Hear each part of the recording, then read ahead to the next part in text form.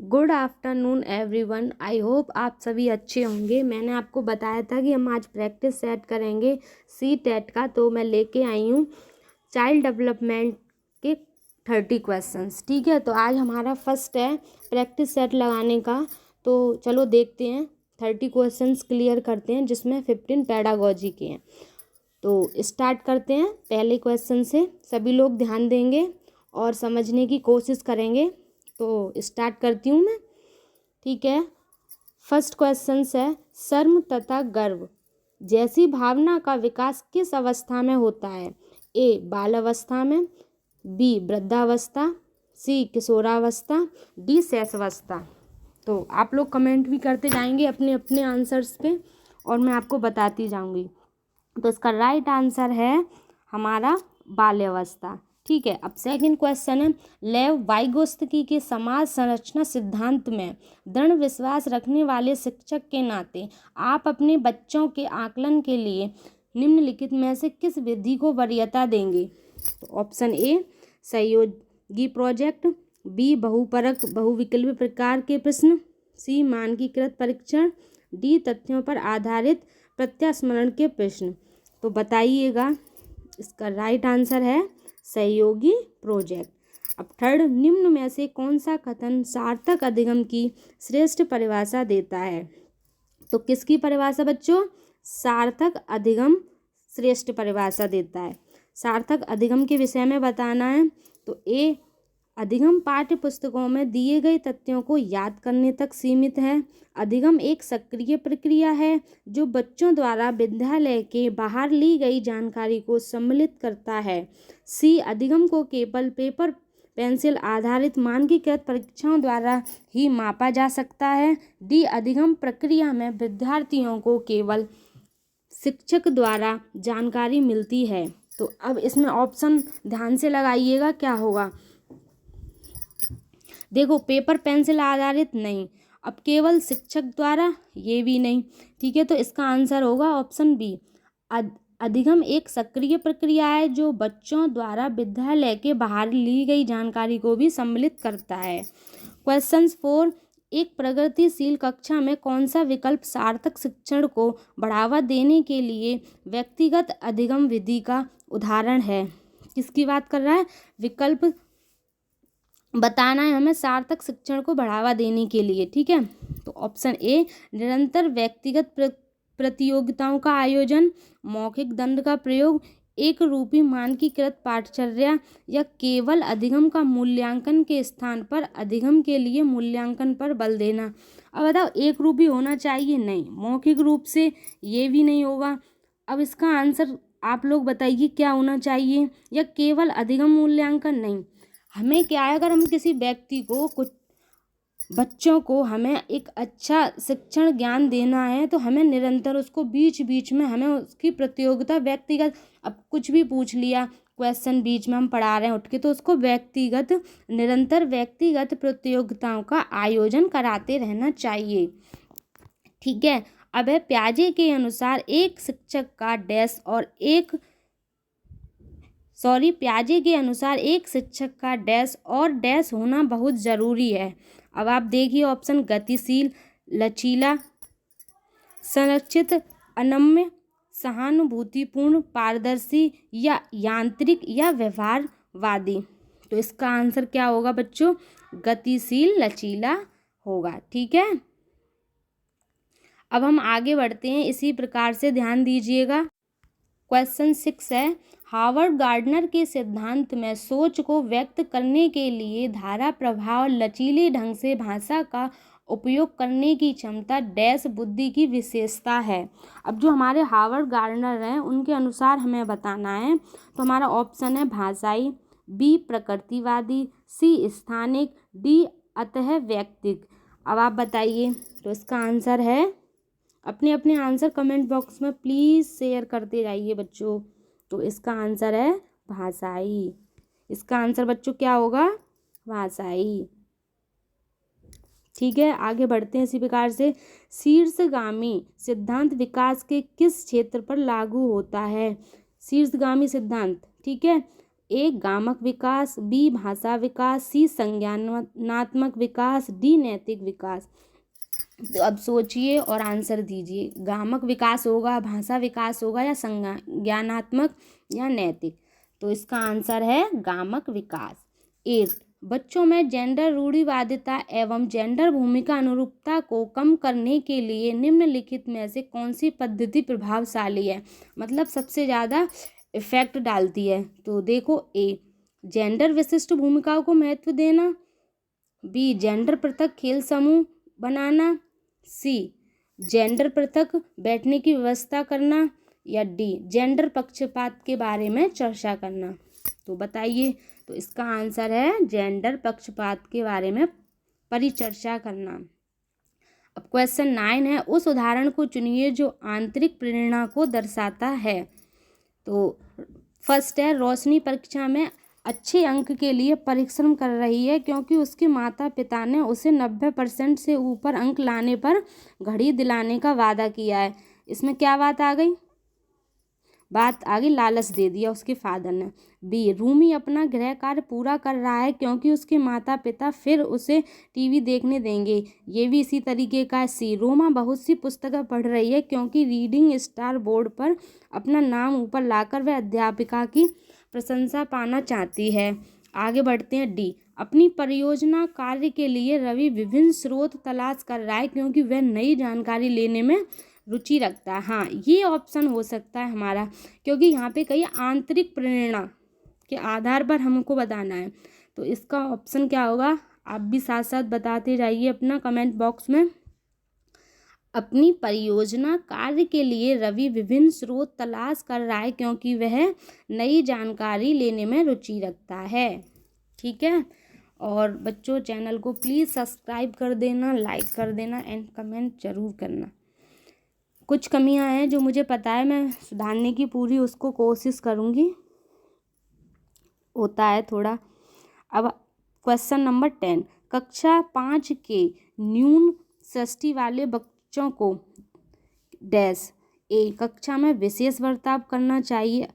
अब जब कक्षा 5 के न्यून दृष्टि मतलब जो दृष्टि उसकी कमज़ोर है, जो कम देख पाता है। बी ऑप्शन निम्न स्तर के कार्य के लिए माफ़ करना उचित है। सी कक्षा में सामान्य रूप से बर्ताव करना चाहिए। 1 मिनट, हाँ तो हम कंटिन्यू रखते हैं। सी कक्षा में सामान्य रूप से बर्ताव करना चाहिए एवं ऑडियो सीडियो के जरिए सहायता प्रदान करनी चाहिए। तो इसका यही ऑप्शन ठीक होगा क्योंकि कक्षा 5 के न्यून दृष्टि वाले बच्चे के बारे में कहा गया है। इसी प्रकार आगे बढ़ते। अब है क्वेश्चन नंबर 11, लेव वायोस्की के अनुसार निम्न में से कौन से कारक बच्चों के संज्ञानात्मक विकास को सुगम बनाते हैं। ठीक है, बच्चों के लिए कहा गया है लेव वायोस्की ने कि पहला है सांस्कृतिक उपकरण, सामाजिक संपर्क, संतुलन एवं पुरस्कार। अब ये जो 4 ऑब्जेक्ट दे रखे हैं इसमें से आपको समझना है कौन सा राइट होना चाहिए। Option A 3, 4, B 2, 3 and C 1, 2 and D 1, 3। सोचिए और कमेंट करिए।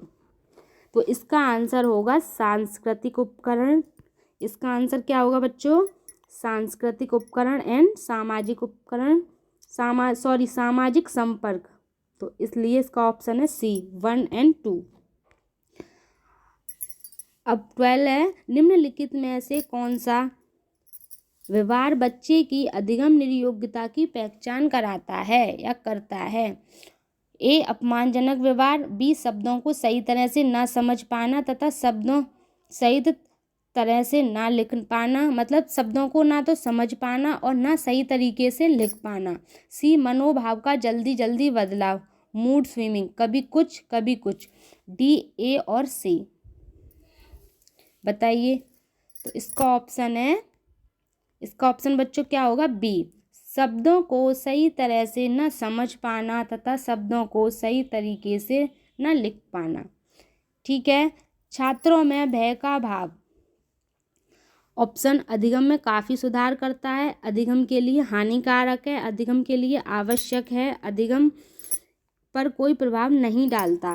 तो इसका ऑप्शन क्या होगा, ऑप्शन होगा इसका बच्चों बी अधिगम के लिए क्या है, हानिकारक। भय का भाव कैसा होगा, हानिकारक। अब आते हैं 14। एक शिक्षक को अपने विद्यार्थी को किसी प्रश्न का उत्तर देने के लिए सहज अनुमान लगाने के लिए क्या करना चाहिए, उसे प्रोत्साहित, अनदेखा, दंडित एवं अवरुद्ध। क्या करना चाहिए उसको, प्रोत्साहित। अब है 15। आर्थिक रूप से कमजोर वर्ग के विद्यालयों की शिक्षा के संबंध में शिक्षा का अधिकार अधिनियम 2009 के खंड 12 द्वारा निम्न में से किसकी सिफारिश की गई थी, केवल सरकारी विद्यालयों में दाखिला, निजी विद्यालयों में आरक्षण, या केवल व्यावसायिक शिक्षा का प्रावधान, या उनके लिए अलग विद्यालय। तो बताइए इसका क्या होगा, इसका होगा निजी विद्यालयों में आरक्षण। इसी प्रकार हम चलते हैं 16 क्वेश्चन, थोड़ा करते हैं इस चीज को। गति कौशलों में अधिगम निर्योग्यता डैश कहलाती है, बच्चों क्या कहलाती है, डिस्फ्रेजिया, डिस्प्रैक्सिया, डिसकैलकुलिया, डिसलेक्सिया। तो इसका आंसर है बी, डिस्प्रैक्सियस। हाँ तो बच्चों इसका आंसर क्या होगा, इसका आंसर होगा ऑप्शन बी, डिस्प्रैक्सिया। क्या होगा, डिस्प्रैक्सिया। अब इसी प्रकार आगे बढ़ते हैं हम, ठीक है बच्चों। अब है हमारा क्वेश्चन नंबर 17। क्या है क्वेश्चन नंबर 17, देखो। निम्न में से कौन सा शिक्षार्थियों में सृजनात्मकता का पोषण करता है, प्रत्येक शिक्षार्थी की अंतर्जात प्रतिभाओं का पोषण करने के अवसर उपलब्ध कराना, बी अच्छी शिक्षा के व्यवहारिक मूल्यों के लिए विद्यार्थियों का शिक्षण, सी विद्यालयी जीवन के प्रारंभ से उपलब्धि के लक्ष्य पर बल देना, डी परीक्षा में अच्छे अंकों के लिए विद्यार्थियों की कोचिंग कराना। तो इसका ऑप्शन होगा ए राइट, प्रत्येक शिक्षार्थी की अंतर्जात प्रतिभाओं का पोषण करने के अवसर उपलब्ध कराना। अब है हमारा 18। डैश के इस्तेमाल से विद्यार्थियों की उपलब्धि में डैश होने की संभावना है, क्या, ए प्रासंगिक पाठ्यक्रम डैश कॉमा कमी, शिक्षार्थी केंद्रित शिक्षा शास्त्र कॉमा कमी, या सामाजिक सहयोग कॉमा वृद्धि, सामाजिक बहिष्कार कॉमा सुधार। अब आप बताइए दिमाग लगा के कि इसमें क्या आंसर होना चाहिए। तो बच्चों इसका राइट आंसर है सी। क्या है, सी, सामाजिक सहयोग कॉमा वृद्धि। अब है 19।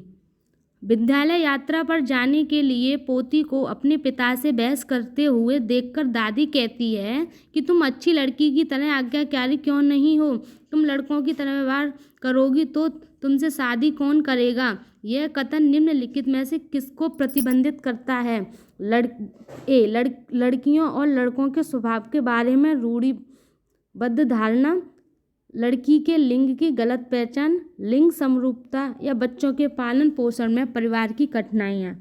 ये तो सिंपल है, ये तो बता सकते हो क्योंकि इसमें लड़की लड़कियों के विषय में बताया है।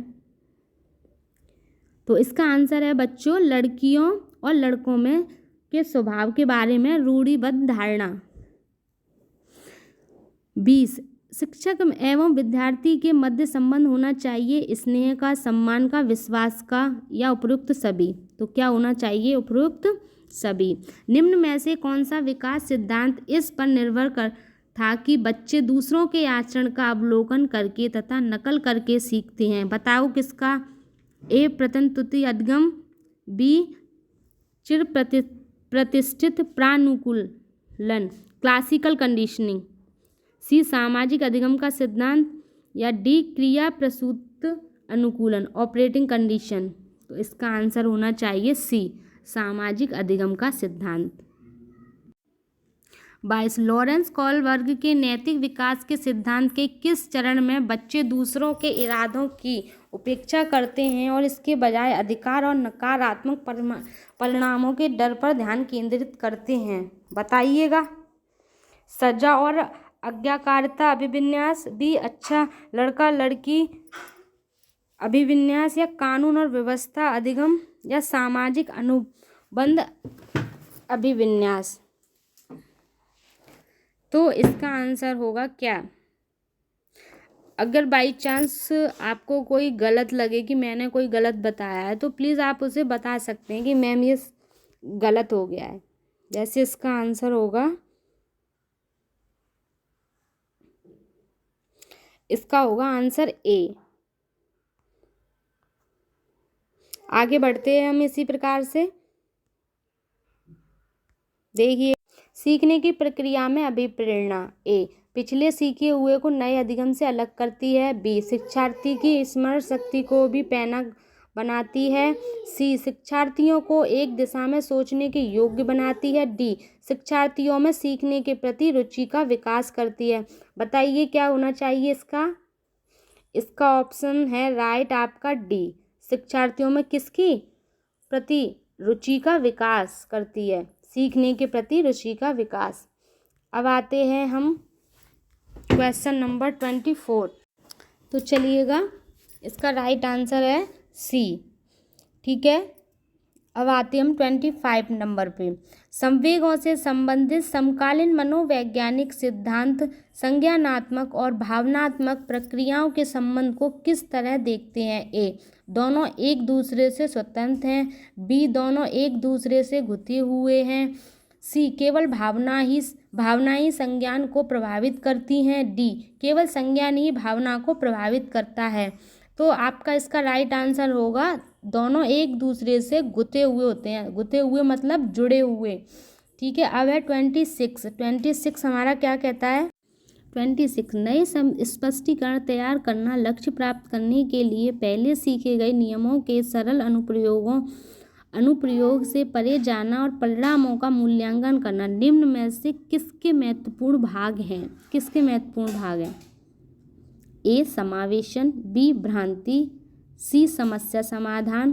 डी, रटकर याद करना। बताइए इसका ऑप्शन। इसका आपका ऑप्शन है सी, समस्या समाधान। ठीक है, 27, निम्न में से कौन सा कथन आंतरिक प्रेरणा का उदाहरण है? ए, मुझे पढ़ाई करनी चाहिए क्योंकि यह सब संप्रत्यय की समझ बनाने के लिए ज़रूरी है। मुझे शिक्षक द्वारा दंड से बचने के लिए अध्ययन करना चाहिए। ऑप्शन बी, मुझे शिक्षक द्वारा दंड से बचने के लिए अध्ययन करना चाहिए। सी, मुझे प्रतियोगिता में प्रथम स्थान प्राप्त करने के लिए अध्ययन करना चाहिए। डी, मुझे अपने साथियों से प्रशंसा और प्रभुत्व प्राप्त करने के लिए अध्ययन करना चाहिए। तो आप बताइए इसका आंसर क्या राइट होना चाहिए?